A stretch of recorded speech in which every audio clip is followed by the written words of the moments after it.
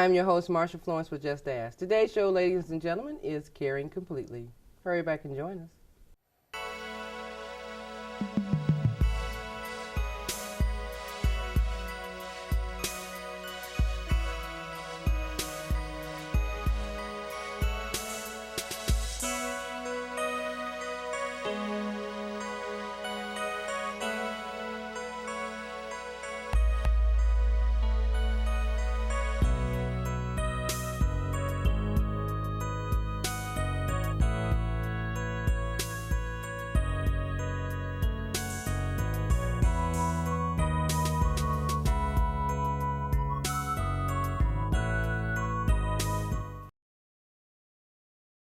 Hi, I'm your host, Marsha Florence with Just Ask. Today's show, ladies and gentlemen, is Caring Completely. And we have the president and CEO himself, Nathan Mazar. Good morning, Nathan. Good morning. How are you? Fine, glad to have you. Thank you for having me. I really appreciate it. Good, good. Now, Nathan, this is different because it says Caring Completely, but Caring Completely is your company. That it is. Okay, so I want to get started by telling us a little bit about yourself and how did you get into Caring Completely? I am an entrepreneur focused really on helping seniors. That's my main business. I own assisted living facilities and then some in-home care companies. And the one thing I noticed consistently was that families just didn't have a total idea of what to do when it came time to figure out, you know, does mom need home health care? Does she need a nursing home? Does she need assisted living? And so with that, I got together with some of the other professionals in Michigan that are in this business, and we formed Caring Completely to kind of take care of these families and try and help them through the process. Okay, wonderful. So the umbrella is a lot of other entities up under it. Okay. And when you say Caring Completely, do people call and say, you know, I'm struggling with what to do for mom and dad, and how do you guys get involved?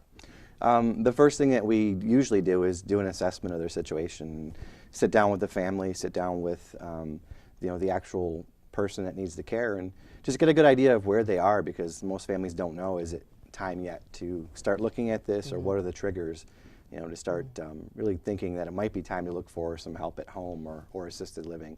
So it always starts with us coming out, meeting with the family, and sitting down and really getting a good idea of what the situation is. So what is the time frame that people should consider looking for in-home care or nursing home assistance?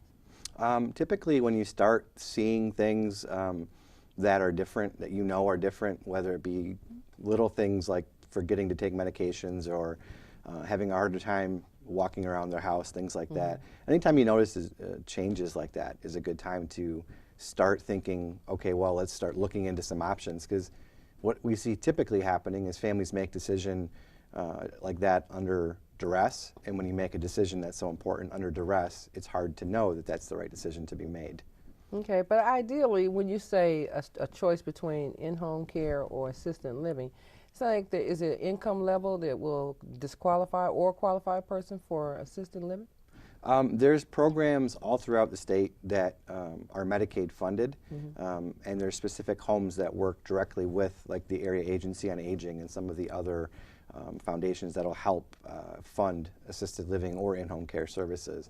So there's definitely quite a few facilities in Michigan that don't work with those. So that's always one of the main questions is, what is the budget? Do we need to start looking at Medicaid services or area agency services to see if there's some additional resources available to the family?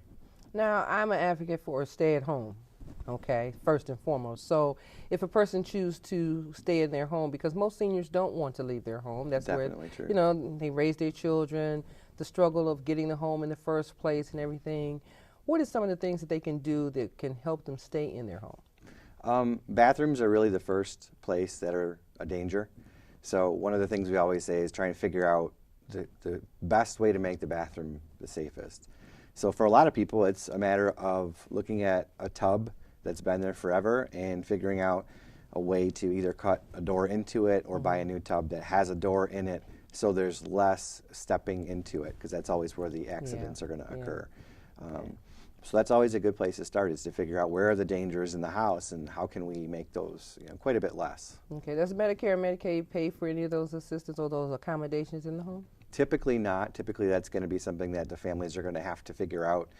But there are agencies and charities that are throughout the state of Michigan that will help seniors, especially if they're a veteran or things like that, they'll actually come and help financially. Okay. Because a lot of people think that when they're caring for their elderly parent, I got to move in the home with them now because they can't take care of themselves, but they don't realize that some of the accommodations that they can receive for services. Okay, so in the event if a person is deciding to stay at home, a lot of times we recommend take up the rugs, remove certain objects out their way, extra furniture. We've done shows with elder care concierge where they come in and help the elderly parent pack away or put away things that they no longer need to use. Do you guys work like that, provide a service such as that? We typically refer to agencies like that and work directly with them because they're professionals at what they do. So they can come in and explain exactly what to do, and then we kind of take it from there, work directly with them. Okay, what about the selection of trying to decide if it's independent living, assisted living? How do you guys address that? It really depends on where the person is at with their health. How much services do they actually need? How much help do they need? I'm a believer that independent living only goes so far. And even if you get to a point where an independent living facility can offer assisted living services, typically it's not enough at a certain point.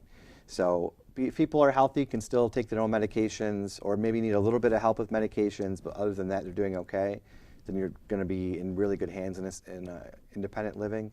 When they get to the point where they really need help walking and things like that, and going to the bathroom and things like that, it's usually typically more of an assisted living transition type thing.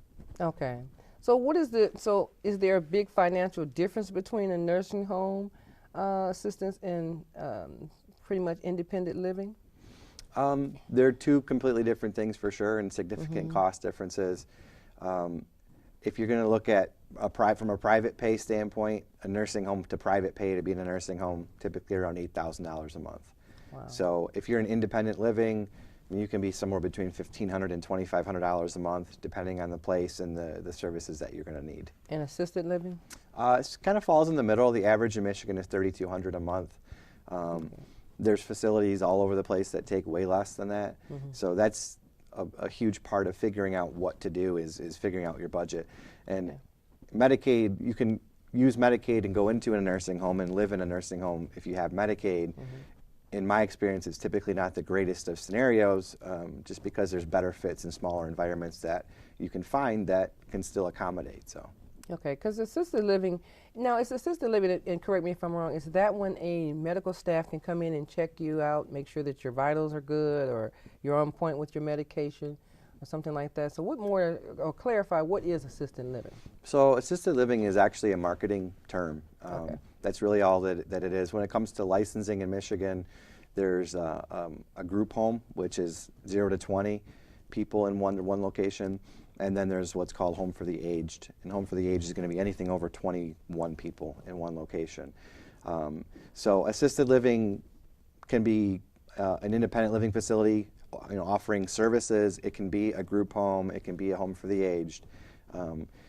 Typically, what we look at as far as licensing goes is, what are the actual services that are required. Independent living facilities don't require a license. Okay. What about a person who's primarily young but has a disability? That's a developing part of this business because we're seeing it more often. In fact, in some of my own facilities, we have people that are in their 40s and into their late 30s in some of the situations where they require help with things. But they're definitely not nursing home appropriate. It would be detrimental to their health, both mentally and physically, to be in a nursing home. So you can get a waiver from the state if you're under the age of 60 to go and move into a home for the aged. And a group home, you don't require, as long as you're over the age of 18, you can move into a group home. So there's plenty of places that are specializing specifically in those types of diagnosis in those situations. And again, it's a matter of having resources that can explain to you, hey, these are the good homes for this situation. This one's not going to fit you because you don't want to be surrounded by people that aren't like you, basically. Okay. Now, see, just in that note alone, a lot of people wouldn't be aware. So, if you have a adult disabled person and they no longer can stay at home for whatever various reasons, the family is confused. Some have to put you in a nursing home. And that makes the patient themselves decline because they hear the word nursing home. Sure. How does one know, or how should one seek out a service to know which direction to go in? There's definitely advocacy groups out there that can help and that can explain, which group homes are good. Elder care attorneys are great resources in that regard as well. And you can search on the state's website, specifically on the state's website, to see what each home is licensed for. So if it says, mentally ill or developmentally disabled, you can really get very specific with what type of people are going to be within the home that you're going to look at. Okay, because sometimes, you stumble across the word nursing and you're not happy with it because you think elderly or you think, severely sick, and you say, oh, no, I'm not going into the nursing home. But they don't know that there's other options. That doesn't mean it's a nursing home facility. True, yeah. Okay. Yeah, there's plenty of options out there. Okay, because I was under the assumption when you go to independent living, that your independent living status can mean that you are 55 and above, and you can go into a facility that allows you to still be freely to go amongst others and travel. And a lot of people don't want to lose their freedom. Sure. In other words, I'm going to assisted living, so that means somebody's coming in and check on me, I'm thinking. Or I'm going to an independent living. Well, that means I have a smaller unit apartment and I can still do what I want and I have access to my car. Okay, but if I go in a nursing home, I don't have a car, I can't go where I want, and I don't know if somebody's going to come and check on me. True. So that's about it, yeah. It's Okay. definitely very close. I mean, independent living, a lot of places still have carports and things like that. It's almost become like the new, you used to call them retirement communities. So it's almost like independent living is now that. And independent living's goal is to keep people in one place the longest that they can. But there's always that part where it gets to the point where they just need more care, and then they're going to step into assisted living from there. Okay, so when they do independent living, they are aware that if they start to take a transition, then they will still be on the premises, but they'll go to the nursing home side or the assisted living side. Assisted living side, and again, you got to be very careful, or families need to be thinking very carefully about, as they make that transition, is it in their best interest to stay in the independent living facility that's offering services, or do they need to look for a facility that specializes in higher acuity patients? Because the independent living facility's goal is to keep people there, of course, from a business standpoint. From a healthcare standpoint, a lot of times it makes sense when they get to that certain plateau to make the next step. Okay. And to me, you're just clarifying a lot of questions that our viewers would be asking. Good. Because they get confused about which direction to go in. Do I go independent? Do I go assisted living? Do I go into a nursing? And as soon as you say, and I hate to put a blanket on nursing, but people get frightened at the word nursing because it's like, is this the end? Yeah. Okay, so we wanted to make sure that our viewers have a clear and precise understanding of the different levels. Okay, so with that, I tell you what, we're going to take a break and we'll be right back with some more Caring Completely. We'll be right back.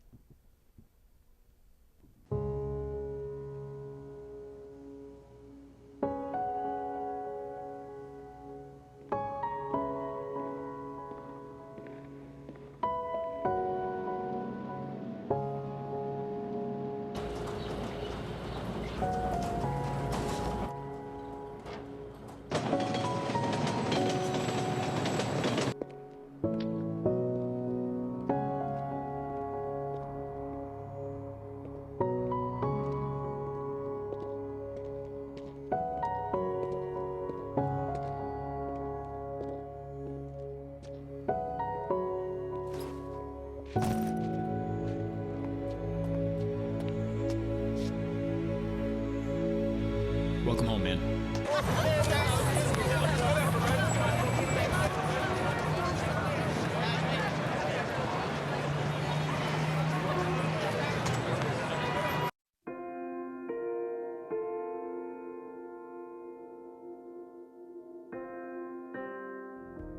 I really didn't want to tell anybody, and I didn't. Hiding sadness makes you more and more sad. If you're strong enough to just open your mouth, that's all it takes. The healing is in me and can also be extended to others. Giving voice to what you're feeling is part of the healing.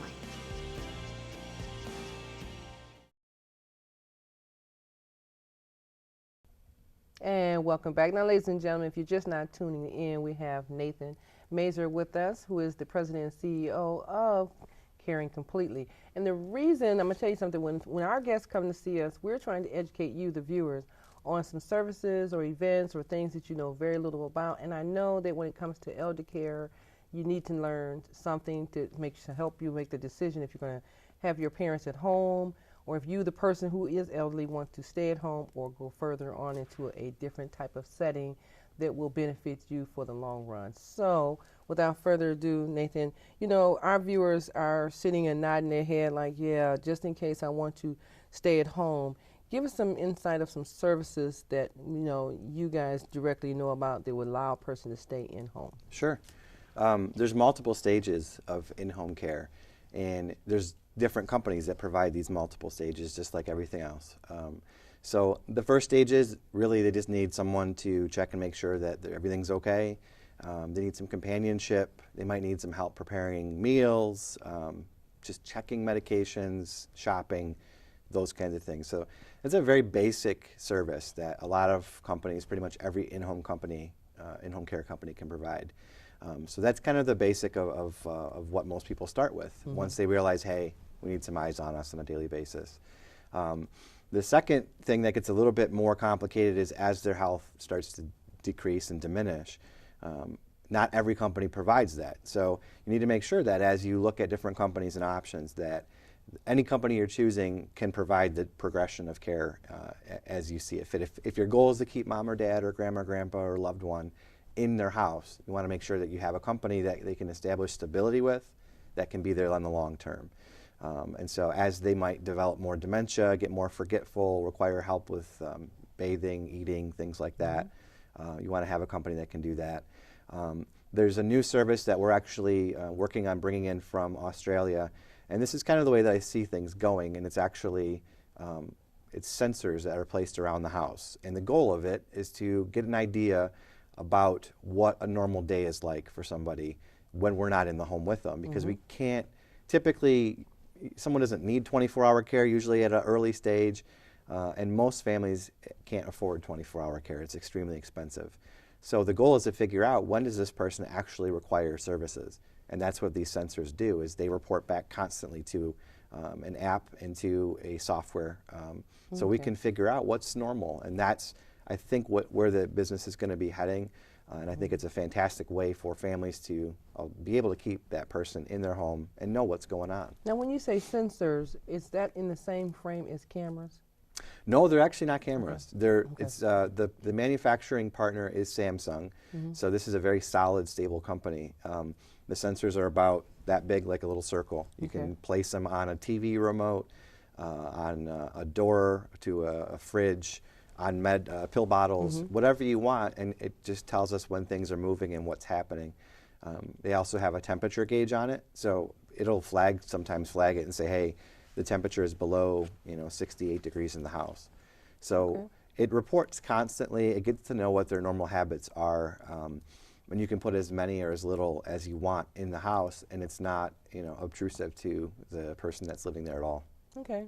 Now, as a social worker, I would always suggest to some of my callers that maybe you want a camera system in the house so that you can monitor mom or dad at night when they're resting to make sure that they're okay, especially if you're in another state or something, or not necessarily in another state, but far off in the other part of town. Sure.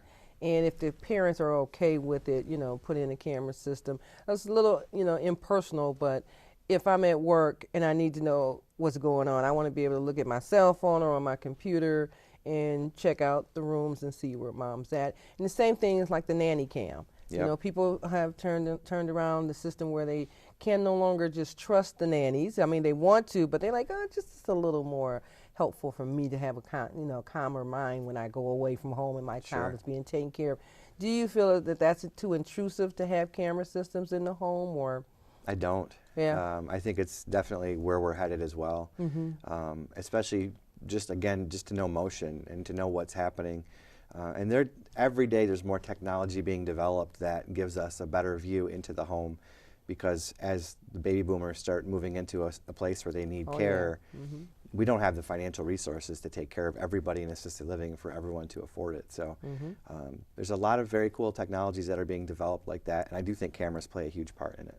I do. I most definitely do. I mean, if you're at work and you can't get there, you at least want to be able to chime in by screen and see them. And also, do you think it's appropriate to let the parents know, hey, Mom, we're going to put this camera system in, and this is going to be able to help me monitor you through the day? Because a lot of parents feel like, well, now you're impeding on my privacy. Now I'm, trying to rest, and not to say that it goes to the bathroom, but it does go to certain areas of the house.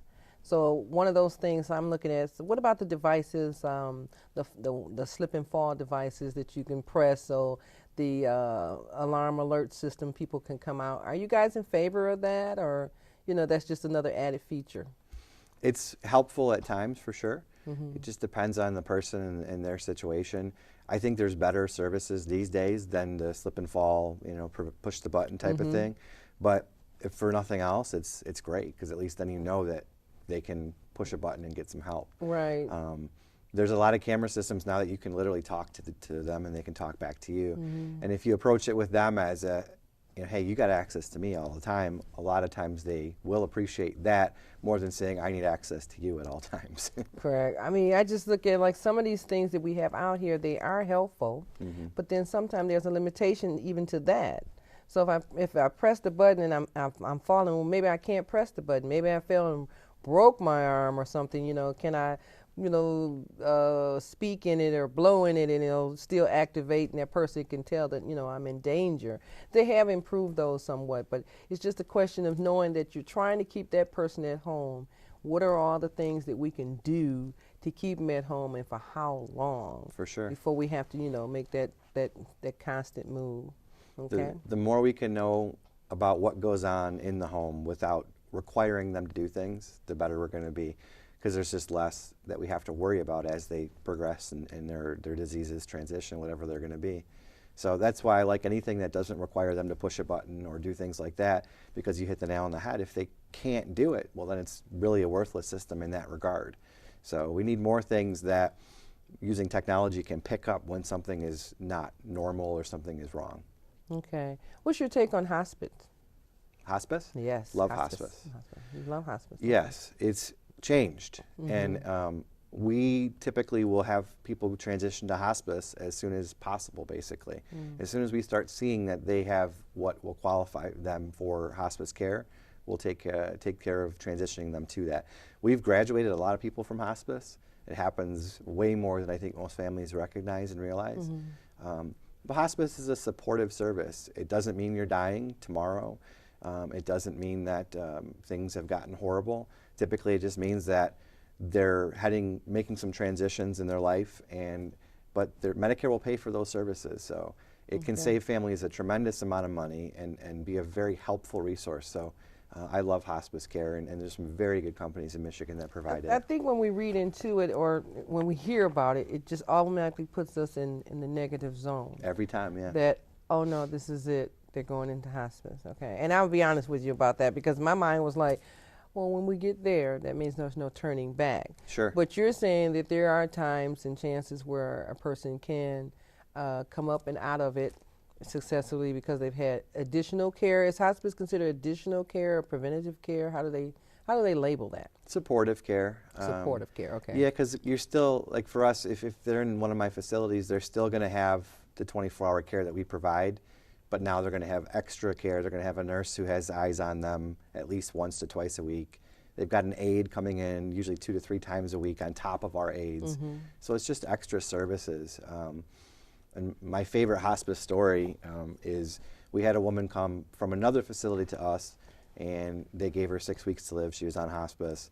And this really hits home on the fact that little things go a long way. Basically, she had stopped eating when she came to us. We babied her like we do. She started eating, and it's been 1.5 years. She's off hospice. She's still alive. She's doing fantastic. So little things make huge differences. And just because someone says, hey, hospice is a good situation, it may be for now, but there's also a lot of times when they will transition right out of that if they get the care that they need. That's good. That's good. I mean, I really have this thing about like, well, do we really want to go there? Yeah. And is it time to go there? And to acknowledge that to the patient themselves, that automatically puts them in a spin too, to think that this is the end. For So sure. do you think that or do you guys provide a counseling session to the family to let them know that even if they transition over to hospice, it doesn't mean it's the end? We always are very careful with how we approach a family about it, and we will sit down with them and explain before we do anything. Here's the hospice scenario. Here's the reasons why we believe in it, and explain to them why it's different than most of them think that it is. So, and then once they're on hospice, the family does get social work. It's one of the services that comes along with hospice. So they're able to call a social worker and talk with a social worker about what's going on and what the transition's going to be. And because when it comes to hospice, it's not just the resident or the person that's on hospice that we're helping. I mean, in most cases, it's the family too. They're trying to figure out how to go through this process. So. Okay, so there is some supporting programs for the family Oh, to definitely. go along with the services. Yep, definitely. Yeah, a lot of times a family member is torn between, transitioning their loved ones to a facility as it is. So what type of suggestion or advice would you give a person who's transitioning their parents to a nursing facility? Depends on where they're coming out of. And I would say a good 60% of the people that I work with have gone into a nursing home for rehab after a fall or surgery. And the family has decided that they can't go back home alone. And in that scenario, almost every time I tell the families to explain to their loved one that this is just the next step in the process. Nothing has to be permanent in senior care. It doesn't ever have to be a scenario where you have a conversation with the loved one and say, this is where you're going to live for the rest of your life. Because we don't know that. They may get better, and a lot of times they fall in love with it once they move in. But you want them to be as comfortable with making that transition as possible. So don't make things permanent, make them just temporary, and let them make the decision that this is permanent. And that's good to know, because I think a lot of times when the children is taking over, so to speak, Yeah. the parents feel like I've lost control of everything. I'm not Sure. going to be able to go back home, drive my car, eat what I want to eat, wear what I want to wear. Now my daughter and my son is just taking everything from me. So is there group counseling sessions for the client, so that the client won't feel like he or she is just being taken for granted or thrown away, so to speak? There's definitely, in almost every facility, there's group sessions where they'll get together and just talk. And usually it's run by a social worker who will come in and just listen and talk, and everybody kind of says the same things, like, I can't believe this is happening to me, and I can't believe this is happening to me. And a lot of them are facing the same type of thing. So you can help them walk through that process too, just by allowing them to talk, basically, and have someone that'll listen to them. Okay. Well, I tell you what, Nathan, I want you to come back and join us again. I'm sure our viewers will enjoy having you back. I would love to come back. Okay. Well, ladies and gentlemen, you know my take on it. I always want to give you food for knowledge. So down the bottom of the screen, you see our number, 1-800-323-5336. Twitter, Just Ask Talk Show. You can always, email Marcia and tell me a show idea. If you have a question for our past guests, such as Nathan, then you can give us a call or drop us a line. I'm your host, Marcia Florence, for Just Ask. And what do I always say? If you know a person with a disability, or if you just have a general question, don't be afraid to ask. Just ask. I'm your host. Thank you.